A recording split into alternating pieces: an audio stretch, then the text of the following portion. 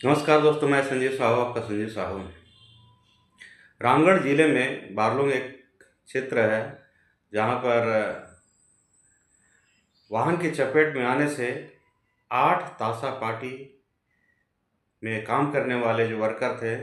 उनकी असमय मृत्यु हो जाती है। ये एक घटना हो सकता है क्योंकि गाड़ी अनियंत्रित होते रहती है और इस प्रकार दुर्घटनाएं घटती रहती हैं। लेकिन सवाल ये नहीं है, सवाल ये है कि आखिर इस गाड़ी में जो लोड कोयला था महज आधे घंटे के अंदर कैसे बिना पुलिस प्रशासन की सहमति के बगैर ये खाली हो गया। ये सवालिया निशान पुलिस प्रशासन के ऊपर रामगढ़ की जनता लगा रही है। रामगढ़ पुलिस प्रशासन किसके हितों की रक्षा के लिए रामगढ़ में पोस्टेड है, ये तय करे। ये आम जनता के हितों की रक्षा के लिए रामगढ़ प्रशासन यहाँ डिप्यूट पोस्टेड है, या फिर यहाँ पे जो खनन माफिया हैं, अवैध खनन कर रहे हैं, उनकी संरक्षण के लिए पुलिस प्रशासन काम करती है। आपने देखा होगा कि किस प्रकार सिरका में भी अवैध खनन के कारण 4 मजदूरों की मृत्यु हो जाती है। क्या कार्रवाई हुआ? क्या ऐसे खनन माफियाओं के खिलाफ कोई कार्रवाई हुआ जो इस प्रकार की गतिविधि में शामिल हैं या इस प्रकार का खनन का कार्य करवा रहे हैं? आज बारलोग में जो घटना घटित हुई है, निश्चित तौर पर उस गाड़ी में 2 नंबर का कोयला लदा हुआ था। अगर ये 2 नंबर का कोयला उसमें नहीं लदा हुआ होता तो इतनी आनन फानन में तीव्र गति से गाड़ी को अनलोड नहीं किया जाता है, कोयले को खाली नहीं करवाया जाता, क्योंकि ये निश्चित तौर पर प्रशासन को मालूम था कि सारे लोग जब इकट्ठा होंगे, मीडिया, प्रिंट मीडिया, पब्लिक के सामने ये बातें आएगी तो ये जो कोयला है उसका भी जिक्र उठेगा कि किस व्यक्ति का कोयला और किस माइन से ये कोयला लदा हुआ है। अगर ये माइन से लदा हुआ नहीं रहा तो निश्चित तौर पर ये कहीं ना कहीं अवैध खनन करके लाया हुआ कोयला रहेगा और इसकी जड़ तक जो है पब्लिक का एक प्रेशर रहेगा कि ये कहाँ से जो है कि कोयला उठा है, और मजबूरन पुलिस प्रशासन को इस प्रकार अवैध खनन जो करवा रहे हैं उस पर कार्रवाई करनी पड़ती है। इसी कारण ये अवैध खनन करने वाले को बचाने के लिए ये आनन फानन में कार्य किया गया है और इतनी तीव्र गति से जो है कोयला खाली करवाया गया है। अगर उस गाड़ी में 1 नंबर कोयला लदा हुआ रहता तो कोई हड़बड़ाहट नहीं होती, उसे जो है कि कोर्ट के माध्यम से भी जो है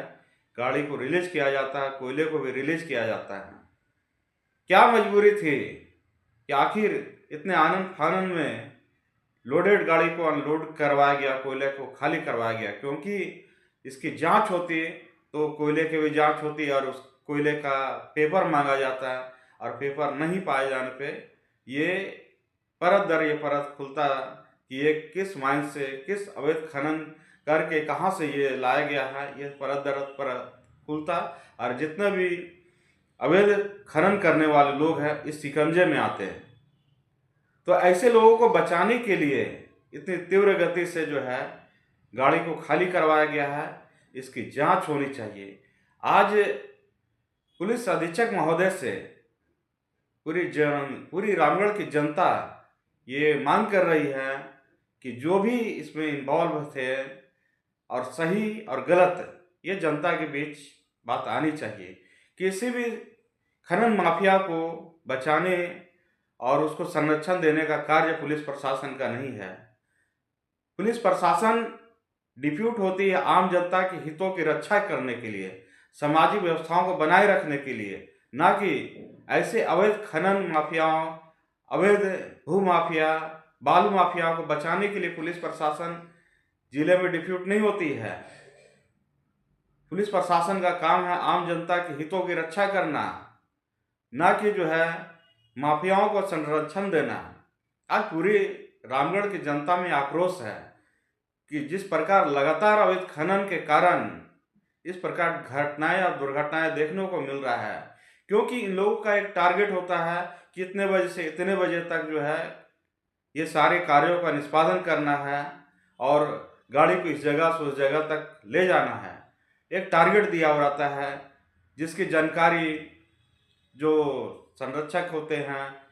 जो अवैध खनन करवाने वाले होते हैं, वो सारे लोग अपनी टीम को जो है कि कह रखते हैं और ये ड्राइवर को भी मालूम रहता है कि हमें इतने बजे तक जो है कि गंतव्य स्थान तक इस माल को पहुंचाना है और इसी कारण वो अपनी वाहन को तीव्र गति से चलाते हैं और इसी तीव्र गति के कारण कई बार जो है कि दुर्घटनाएं हो जाती हैं और पूरी आशंका है कि जो वारलोंग में घटना घटित हुई है उसमें भी अवैध कोयला लदा हुआ था, उसे भी टारगेट दिया गया था कि इतने बजे से इतने बजे तक जो है ये गाड़ी उस जगह पे पहुंचनी है और ड्राइवर भी जो है ओवर स्पीड के कारण गाड़ी अनियंत्रित हो गई है और जिसके कारण जो है 8 लोग जो है कि मारे गए हैं। आखिर इस बात को सोचा जाए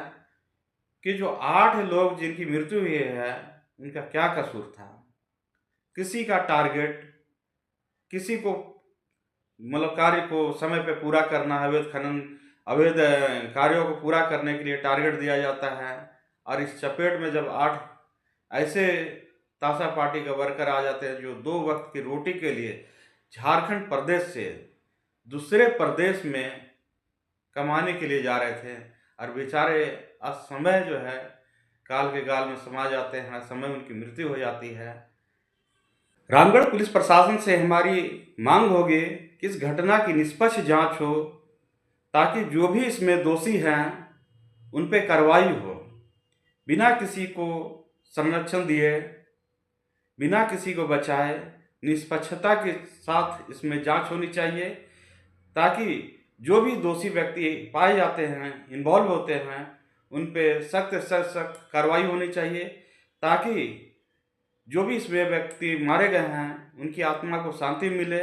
और उनके परिवार को न्याय मिल सके। और राज्य सरकार से हमारी मांग होगी कि उचित मुआवजा ऐसे पीड़ित परिवार को मिलनी चाहिए। बहुत बहुत धन्यवाद।